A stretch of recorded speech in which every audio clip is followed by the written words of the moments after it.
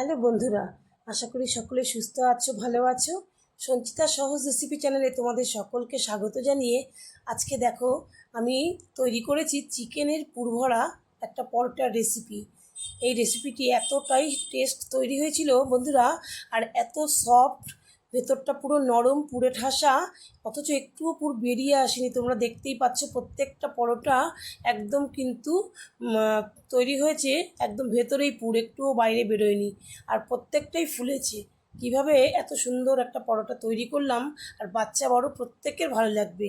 তাই তোমরা চলো দেখি। আমরা এখানে দেখো, আমরা চিকেনের যে বাড়ি চিকেন কিনে আনি, সেখানে আমরা সলিড পিস যেগুলো থাকে সেইগুলো আমরা যদি বেছে রেখে দিই, অন্তত সেই দিনকে হোক বা এক দুদিন পরে হোক, ফ্রিজ থেকে বের করে আমরা কিন্তু সেটা নিয়ে আমরা কিছু করতে পারি পুরটা তৈরি করে।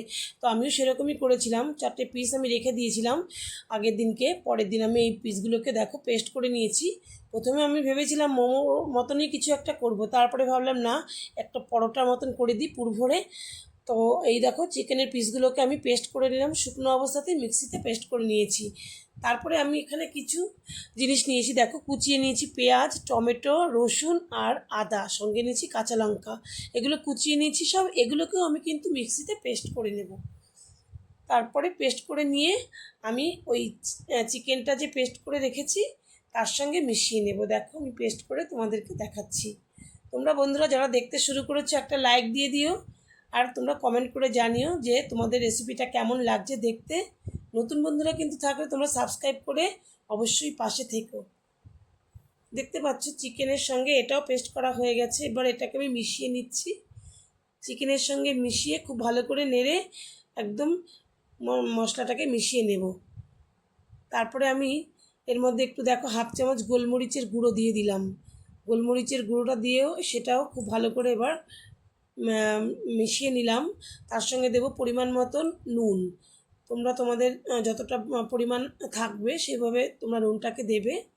নুনটাকে দেওয়ার পরে আমি এখানে একটু 1/2 চামচ জিরের গুঁড়ো দিয়ে দেবো। জিরের গুঁড়ো দিয়ে আর একটু দেবো গরম মশলা। আর কোনো মশলা আমি এখানে ব্যবহার করব না, সবই তো আমার এখানে একসঙ্গেই ব্যবহার করা হয়ে গেল। একদম একটু গরম মশলা দিয়ে দিচ্ছি। একদম সব কিছু রেডি হয়ে গেল, আর কিছুই কিন্তু আমার কড়াইতে দিতে হবে না, একদম এখানেই কাঁচা অবস্থায় এই পেস্টের মধ্যে সব কিছু মাখানো হয়ে গেল। এবার কড়াইতে দেখো খুব সামান্য তেল দিয়েছি, দেখতেই পাচ্ছ একদম সামান্য তেল। তারপরে তার মধ্যে দিয়ে দিলাম আমি চিকেনের পেস্টটাকে দিয়ে খুব ভালো করে নাড়াচাড়া করে আমি একটু আস্তে আস্তে শুকনো করে নেব। এটা তো শুকনোই রয়েছে, মানে বেশি জলে ভাব নেই, তার মধ্যে আর একটু টানিয়ে নেব, টানিয়ে একটু ঝরঝরে ভাব করে নেব। দেখো ঝুরঝুরে মতন হয়ে গেছে। এবার আমি এর মধ্যে মিশিয়ে দেব 2 চামচ মতন ছাতু। ছাতু মিশিয়ে দিলে কী হবে বন্ধুরা, বাইন্ডিংটাও মানে পুর ভরার জন্য বাইন্ডিংটাও কিন্তু ভালো হবে, আর একটা টেস্টও ভালো আসবে।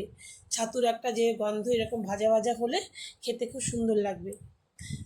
তারপরে ছাতুটা খুব ভালো করে মিশিয়ে দেওয়ার পরে আমি এখানে একটা সেদ্ধ আলু ম্যাশ করে নিয়েছি, সেই আলুটাকে আমি মিশিয়ে দেব। আলুটা দিলে পরেও কিন্তু টেস্টটা খুব মানে ভালো আসবে, বাইন্ডিংটাও ভালো হবে, টেস্টটাও ভালো আসবে। পুরটা বেশ একটু আটা আটা মতন হয়ে দেখো একদম নিচ থেকে উঠে আসছে, তার মানে আমার পুরটা হয়ে গেছে।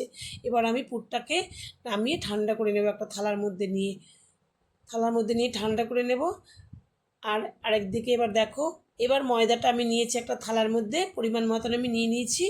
এই ময়দাটার মধ্যে আমি রিফাইন্ড অয়েল দিয়ে দেব 2 চামচ মতন, দিয়ে তার সঙ্গে দিয়ে দেব পরিমাণ মতন কিছুটা নুন, আর দিয়ে দেব দেখো 1/2 চামচ জিরের গুঁড়ো, 1/2 চামচ জোয়ান, জিরের গুঁড়ো না, সরি বন্ধুরা, গোটা জিরে আর গোটা জোয়ানটাকে আমি হাতে মানে ডলে নিয়েছি যাতে গন্ধটা খুব ভালো হয়। আর একটু ধনে পাতা দিয়ে দিলাম। এবার দেখো মেখে এরকম মুঠো হবে সেরকম পর্যন্ত একে ময়াম দিয়ে নিতে হবে। তারপরে আমি কিন্তু অল্প অল্প করে জল দিয়ে এটাকে একটা ডো তৈরি করে নেব, মানে খুব শক্ত হবে না আবার খুব নরমও হবে না, মিডিয়াম। দেখো ডোটা তৈরি হয়ে গেছে, দেখো এইরকমই তৈরি হয়েছে, যাতে মোটামুটি অনেকক্ষণ ধরে যদি মাখা হয় সেটাকে কিন্তু আর রেস্টে রাখার প্রয়োজন হয় না, একদম ভালোই তৈরি হয়ে গেছে মাখাটা। এবার আমার এখান থেকে 8খানা গোলা তৈরি হয়েছে।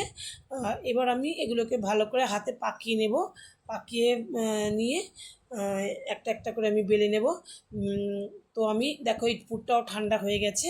এবার আমি এর মধ্যে বেলে নিচ্ছি, দেখো বেলুন দিয়ে।